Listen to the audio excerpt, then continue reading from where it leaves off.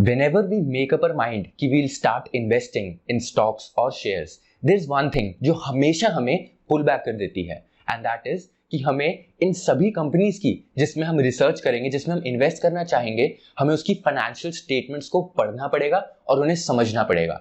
And कईयों को लगता है कि ये हमारे बस के बात नहीं, इसीलिए they shy away from investing and they opt कि हम म्यूचुअल फंड्स में ही इन्वेस्ट कर देते हैं, वहां कम से कम हमारा पैसा सेफ तो रहेगा एंड हमें इन फाइनेंशियल स्टेटमेंट्स के झंझटों में नहीं पड़ना पड़ेगा। सो दो रीजन मेन होते हैं कि क्यों अक्सर लोग यहां से दूर भागना चाहते हैं। सबसे पहला is that they feel they do not possess enough technical knowledge to understand these financial statements.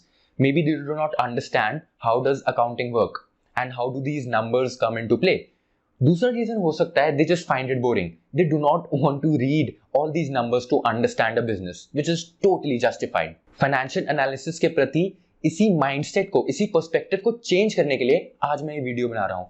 So if you're interested in knowing how do we carry it out and how do you build that interest in carrying out a good financial analysis, stay tuned because we are starting right now.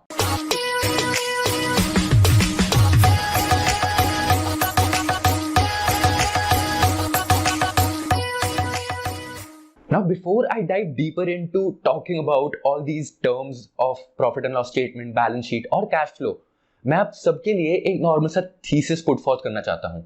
I want all of you to take this into consideration that all these shares, all these stocks are nothing but just companies, and all these companies are no more, no less than mere businesses.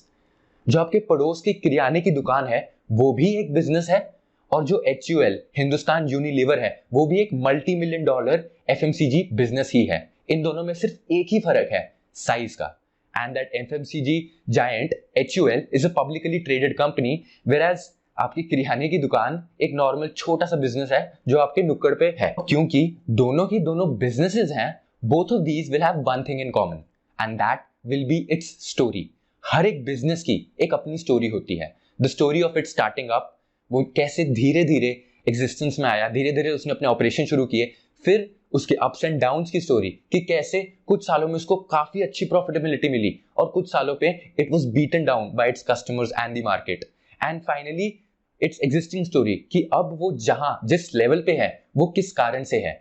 All of this is nothing but a story of a business, and इसी story को समझना बहुत important होता है before we invest. रही बात किराने की दुकान की, उसकी स्टोरी तो आपको ऐसे ही पता लग जाएगी। आप अपने मोहल्ले में जाएंगे एंड आप आते जाते अंदाजा लगा लोगे कि भाई अभी इसका धंधा सही चल रहा है, फेस्टिव सीजन में इसको अच्छी खासी बिक्री हो जाती है बिकॉज वो फेस्टिव सीजन में कुछ ऐसे प्रोडक्ट्स लगा देता है जिससे काफी ज्यादा कस्टमर अट्रैक्शन हो जाती है। वहीं नॉन फेस्टिव सीजन में मेरे किराने की जो नुक्कड़ की दुकान है उसकी इतनी बिक्री नहीं होती, और अगर मुझे ज्यादा ही समझना है तो मैं दुकानदार के पास जाके खुद उससे पूछ लूं कि भाई बता धंधा कैसा चल रहा है, एंड उससे हमें उस बिजनेस की स्टोरी के बारे में पता लग जाएगा। But this can not be replicated in a publicly traded company जो कहीं कंट्रीज में और कहीं प्रोडक्ट्स के साथ डील कर रही है। इसी बड़ी बड़ी कंपनीज को समझने के लिए हमें फाइनेंशियल स्टेटमेंट्स का जरूरत होती है। जो टॉप लेवल CEOs और जो टॉप लेवल मैनेजमेंट भी बैठी है ना, उन्हें भी अपने बिजनेस के बारे में समझने के लिए फाइनेंशियल स्टेटमेंट्स की ही हेल्प चाहिए होती है। तो आप इन फाइनेंशियल स्टेटमेंट्स को एक अकाउंटिंग वर्क के एंड प्रोडक्ट की तरह ना ट्रीट करें, but treat them as a story book. That story book which has 3 chapters: profit and loss, balance sheet and cash flow statement. A story book which is telling us the story of that very business. And this is extremely important. एक बार आपने as an investor ये mindset बना लिया कि you will treat all these financial statements as story books जो हमें उस business की story के बारे में बता रहा है, आपका आधे से ज्यादा काम हो जाएगा and you'll find reading all these financial statements very easy and very informative. तो आइए अब डायरेक्टली फाइनेंशियल स्टेटमेंट्स पे जाते हैं and I will tell you कि हर एक फाइनेंशियल स्टेटमेंट पे हमें क्या क्या चीजों में नजर रखनी है और किस चीजों को हम इग्नोर कर सकते हैं। तो अब जो आपको स्क्रीन दिख रही होगी वहां पे I have taken out financial statements of Shri Jagdambe polymers limited and हम ये फाइनेंशियल एनालिसिस कैरी आउट करेंगे screener.in पे। सो अगर आपने मेरे पिछले वीडियोस देखे होंगे यू वुड हैव रियलाइज्ड कि this is one of those companies जो हमारे वैल्यू इन्वेस्टिंग स्क्रीन में फिल्टर आउट होके आई थी। सो आई रिक्वेस्ट यू आप वो वीडियो भी जरूर देखें जहां हमने 5000 कंपनीज में से टॉप 30 कंपनीज को फिल्टर आउट कर लिया था यूजिंग आवर screener.in पे screen. While preparing for this video I read a book named Warren Buffett and the Interpretation of Financial Statements. I recommend all those who are interested in deeply understanding how do financial statements work, उस book को जरूर पढ़े. I'll put a link to that in the description. But उस book के हर एक chapter में, although हर एक chapter में धीरे धीरे सभी फाइनेंशियल स्टेटमेंट्स के डीप जाके समझाया गया था कि हर एक फाइनेंशियल आइटम को कैसे ट्रीट करना है और कैसे रीड करना है, लेकिन सभी में एक चीज थी जो कॉमन थी, and that was that consistency is the king.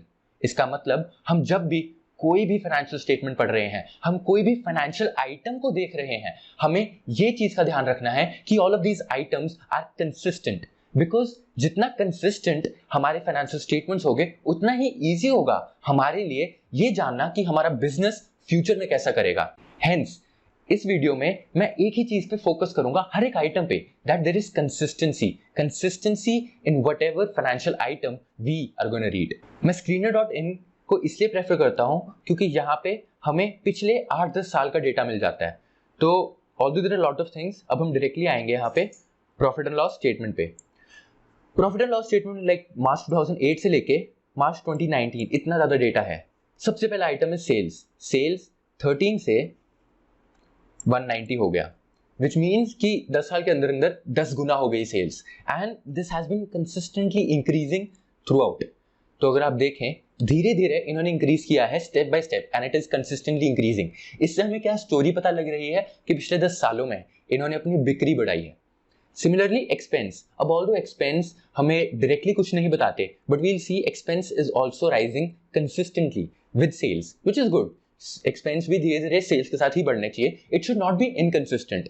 And यही जानने के लिए कि whether it is consistently rising और नॉट, हम operating profit and operating profit margin को मद्देनजर रखेंगे. जब हम ऑपरेटिंग प्रॉफिट मार्जिन को ध्यान से देखेंगे, विल रियलाइज कि ये पहले 16 था, then it started falling, and धीरे धीरे फॉल होते होते मार्च 2015 में वो 8% तक गिर गया, एंड देन उसने फिर से यू टर्न लिया और वो 8% से अब 12, 16, 18 TTM इसका ट्रेलिंग 12 मंथ्स के हिसाब से 19% ऑपरेटिंग मार्जिन है.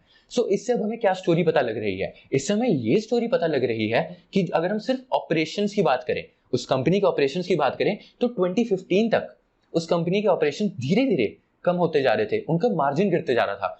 बहुत रीजन हो सकते हैं उससे, लेकिन हमें आइडिया मिल गया कि भाई 2015 तक अच्छे खासे हालात नहीं थे, कंपनी धीरे धीरे नीचे जा रही थी. बट 2015 के बाद 2019 और 2020 की बात करें तो उन्होंने अपना मार्जिन ऑलमोस्ट डबल कर लिया, 8% से 18% और 19% अचीव कर लिया इन्हीं कुछ 5-6 सालों में.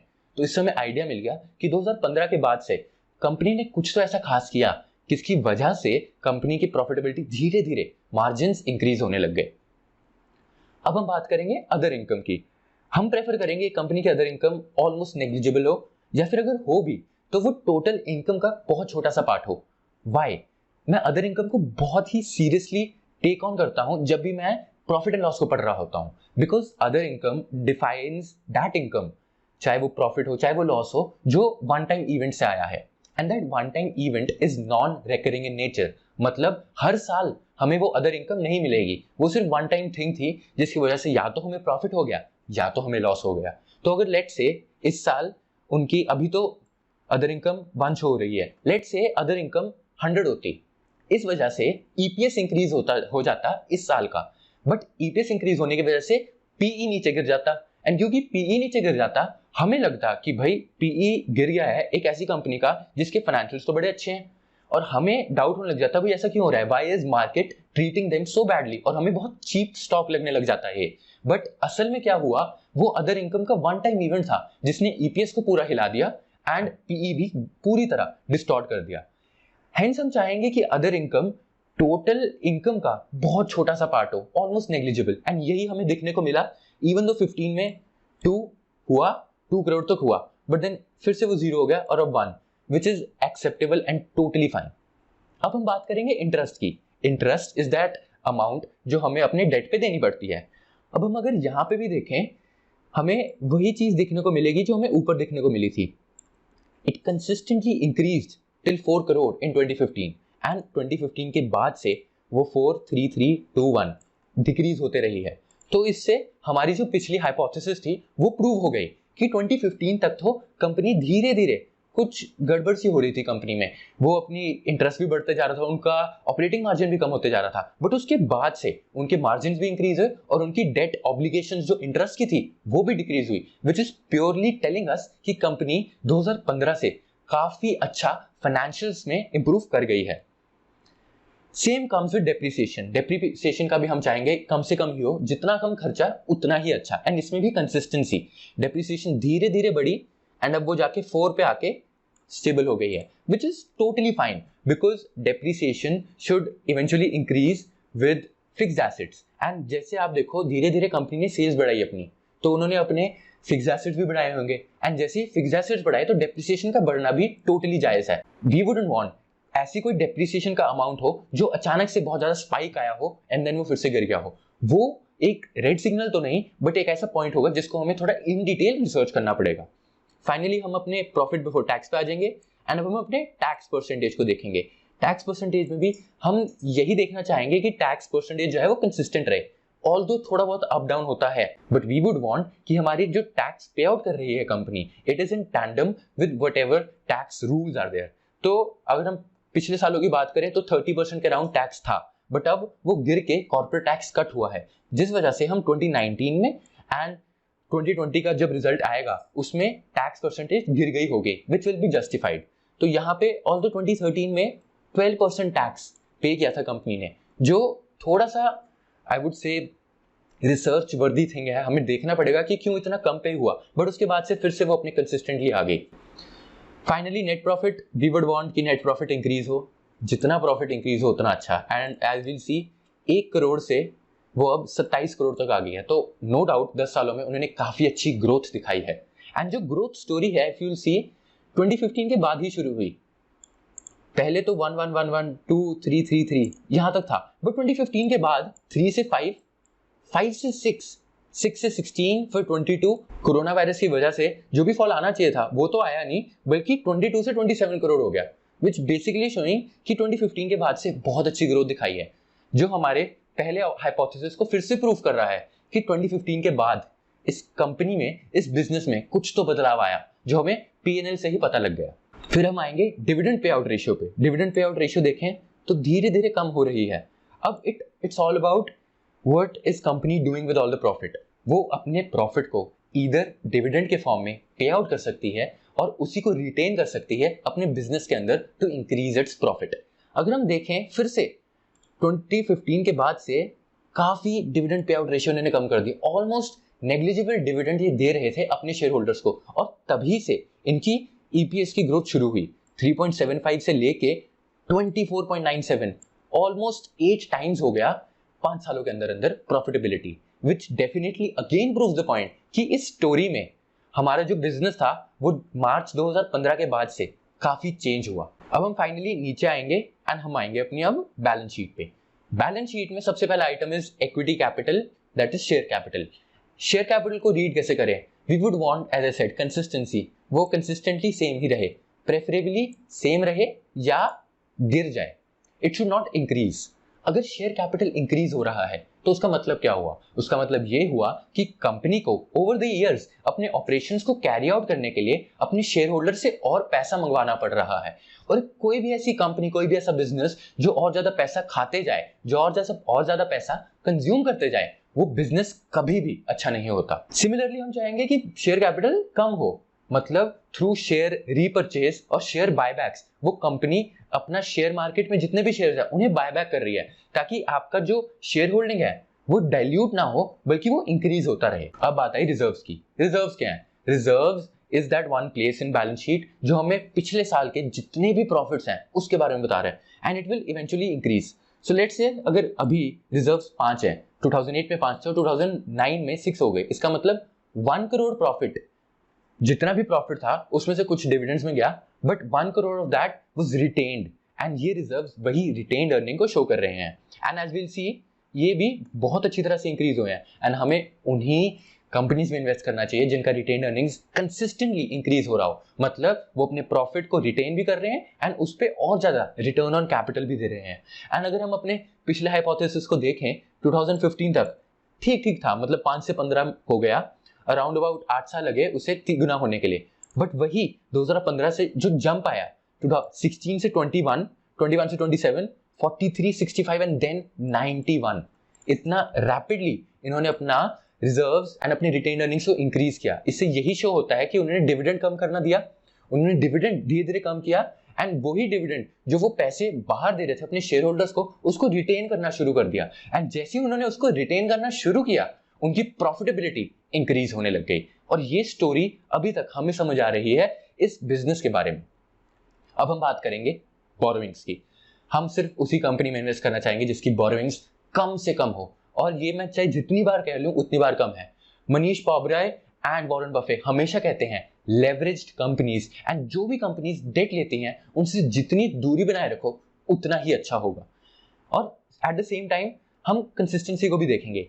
तो अब हम अगर यहाँ पे देखें 2015 तक बोरिंग्स इंक्रीज हुई एंड देन यहाँ पे जाके प्लेट्यू हो गई 40 40 40, लगातार 3 साल ऑलमोस्ट सेम रहा एंड देन वो धीरे धीरे अपना डेट पे ऑफ करने लग गए। And same thing was witnessed in interest वाला section in profit and loss. Interest में भी यही हो रहा था, धीरे धीरे इंक्रीज हुआ 2015 तक, 2015 के बाद डिक्रीज होने लग गया क्योंकि उन्होंने अपना डेट पे ऑफ करना लग दिया। एंड जैसे उन्होंने अपना डेट पे ऑफ करना शुरू कर दिया, उनकी इंटरेस्ट ऑब्लिगेशंस कम होने लग गई। There is one thing that I want all of you to see कि borrowings 2020 में इंक्रीज हो गई। अब ये हमें थोड़ा ध्यान से देखना पड़ेगा, आगे जाके हमें समझ आएगा कि ये इंक्रीज क्यों हुई। अदर लाइबिलिटीज, अब अदर लाइबिलिटीज में trade payable and other assets में inventories, trade receivables and trade payables, जो ये 3 चीजें हैं, all of these must work in tandem with sales। जैसे जैसे सेल्स बढ़ रही हैं, जिस पैटर्न में और जिस कंसिस्टेंसी के साथ सेल्स बढ़ रही हैं, वैसे भी इन्हें रिएक्ट करना चाहिए। लेट्स से बिक्री ज्यादा हो रही है तो कंपनी को इन्वेंट्री भी उतनी ही ज्यादा रखनी पड़ेगी ताकि अपने कस्टमर्स को वो जल्दी से जल्दी अपने गुड्स प्रोवाइड कर सकें। सिमिलरली जितनी ज्यादा सेल होगी उतने ज्यादा लोग होंगे जो क्रेडिट पे हमसे सामान लेना चाहेंगे और उतनी ज्यादा सप्लायर्स होंगे जिनसे हमें क्रेडिट पे सामान लेना पड़ेगा। इसलिए all of these must work smoothly, must increase smoothly in tandem with sales। अगर ज्यादा ही डीप एनालिसिस करना है तो find out trade payable as a percentage of sales, trade receivable as a percentage of sales और inventory as a percentage of sales. ये जानने की कोशिश करो कि as a percentage of sales over the year उनका पैटर्न कैसा रहा है। उससे आपको काफी क्लियर आइडिया हो जाएगा कि एक कंपनी की वर्किंग कैपिटल एफिशिएंसी कितनी है। अदर लाइबिलिटीज में ट्रेड पेबल के अलावा और ज्यादा चीजों पे ध्यान देने की ज्यादा जरूरत है नहीं। फिक्स्ड एसेट, अब हम ऑब्वियसली चाहेंगे कि कंपनी का फिक्स्ड एसेट बेस बढ़े क्योंकि जितने ज्यादा उन्होंने एक्सपेंशन किया उतना ही बेटर होगा एक कंपनी की प्रॉफिटेबिलिटी के लिए। But at the same time there is one thing जो वॉरेन बफे ने बड़े ही अच्छी तरह से अपनी बुक में कहा था कि जितने ज्यादा फिक्स्ड एसेट होंगे उसका मतलब उतना ही कैपिटल एक्सटेंसिव बिजनेस मॉडल है उस बिजनेस का, और जितना कैपिटल एक्सटेंसिव बिजनेस मॉडल है उतना ही कैपिटल एक्सपेंडिचर एक शेयर होल्डर को, एक कंपनी को अपने फिर से बिजनेस में डालना पड़ेगा, और जितना ज्यादा कैपिटल एक्सपेंडिचर डालना पड़ेगा उतना ही कम पैसा बचेगा शेयर होल्डर्स के लिए।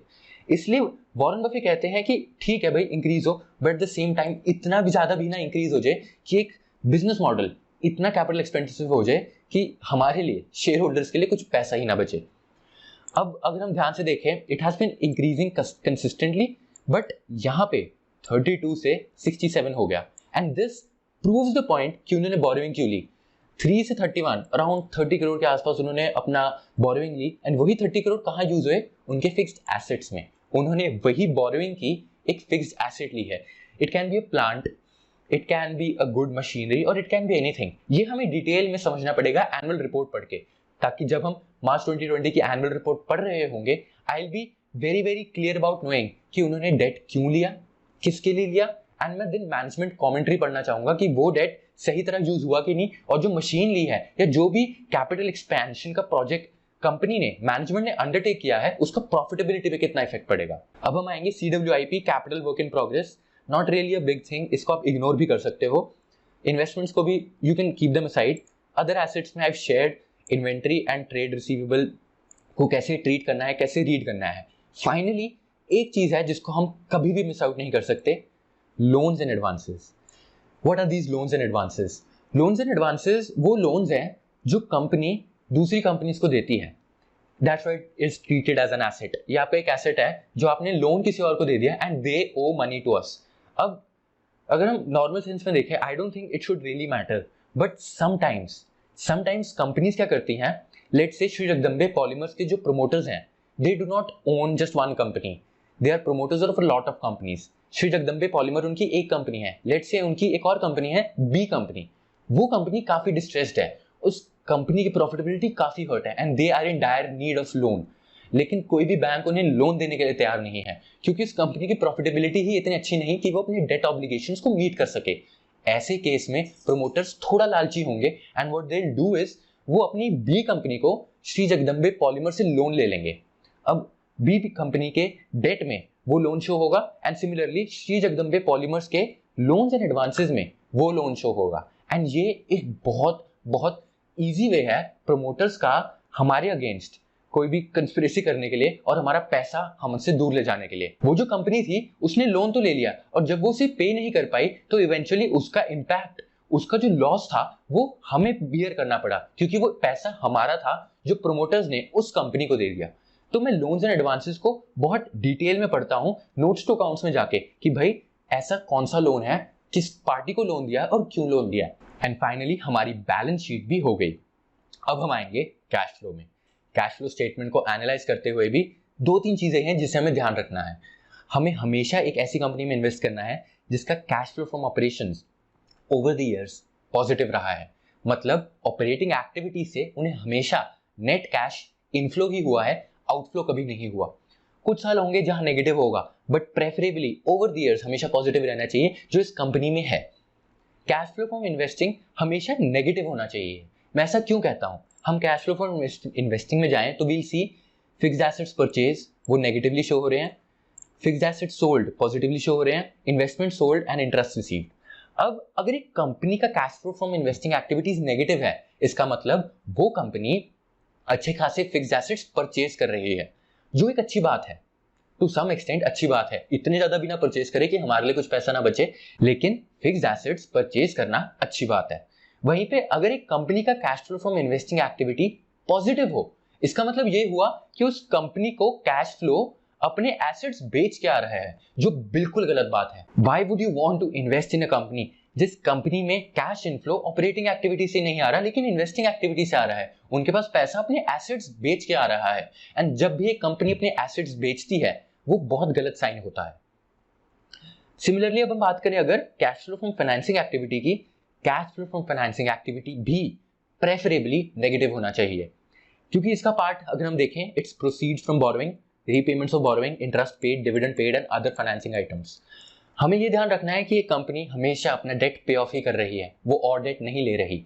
अगर वो और डेट ले रही हो तो उन्हें cash flow from investing activity positive होगा, जो अगेन एक नेगेटिव साइन है। एट द सेम टाइम वो इंटरेस्ट भी पे कर रही है, जो अच्छी बात है, एंड डिविडेंड भी पे कर रही है, तो और भी अच्छी बात है। बट इस कंपनी की स्टोरी से हमें ये पता लगा था कि ये कंपनी इतना ज्यादा डिविडेंड नहीं पे करती, मे बी बिकॉज वो अभी कैपिटल एक्सपेंडिचर पे ज्यादा फोकस कर रही है। तो अगर उनका डिविडेंड पेड नहीं भी है तो ठीक है, क्योंकि इवेंचुअली प्रॉफिट्स तो आ ही रहे हैं and all of these profits are being reflected in cash flow from operating activities. Again अगर आप मार्च 2015 से देखें, इससे पहले इतने अच्छे कैश फ्लोज नहीं थे, बट उसके बाद से 8, 17, 22, 14, 21 crore over these years, which again is a very, very good sign for this company. And people, this is it. This is all that you need to know about understanding financial statements and carrying out a good financial analysis. अभी तो मुझे समझाने के लिए थोड़ा time लग गया, but I can assure you आप 10-15 मिनट में किसी भी कंपनी का फाइनेंशियल एनालिसिस कर पाएंगे अगर आप ये माइंडसेट के साथ बैठें और ये माइंडसेट के साथ समझना शुरू करें कि फाइनेंशियल स्टेटमेंट्स हमें क्या स्टोरी बताना चाह रहे हैं उस बिजनेस की।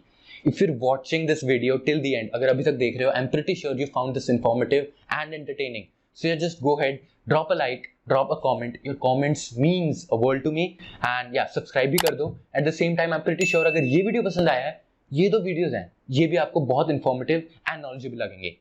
Until then, stay safe, happy learning.